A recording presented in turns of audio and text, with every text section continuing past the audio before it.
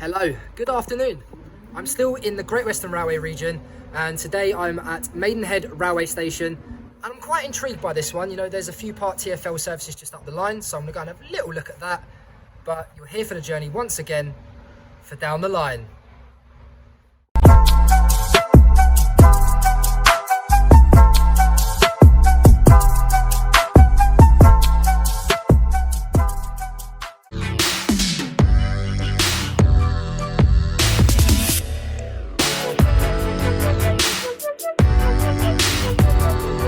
So Maidenhead railway station was opened in 1871, of course, by the Great Western Railway Company.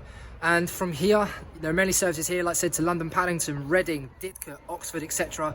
However, if you do alight here, there is the change for the branch line to Marlow, which is a great little line. So explore that one. It's recommended, definitely. And you know what? I'm a big fan of branch lines, and having stations where there are, you know, those attached to it, it adds to the character. The station you see today was originally named as Maidenhead Junction to coincide with the original station built in 1840, which laid east of the River Thames, and also the line to High Wycombe, which had a station called Maidenhead Boyne Hill, built in 1854. The station is still managed by GWR today, and just like Slough and all the stations up to Reading, there are services from GWR and TFL Rail. The statue that you see now is on platform 3 and is honoured to Sir Nicholas Winton, who was dubbed the British Schindler, who smuggled 669 boys and girls out of concentration camps in Czechoslovakia in 1939. A quite stunning and heroic story.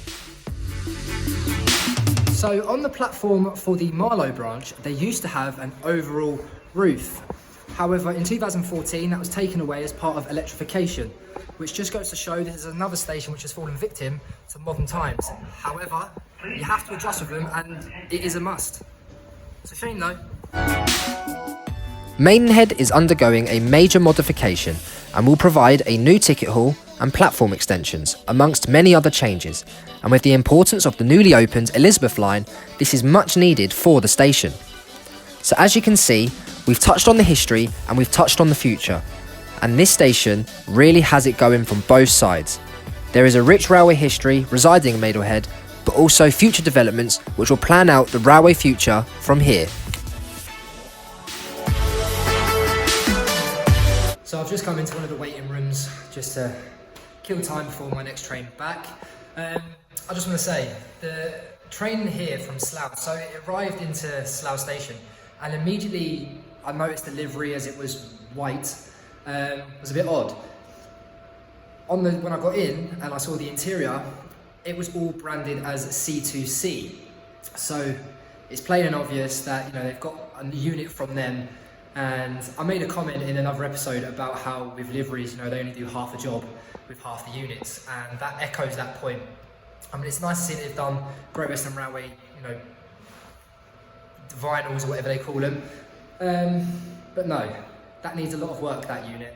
A lot of work.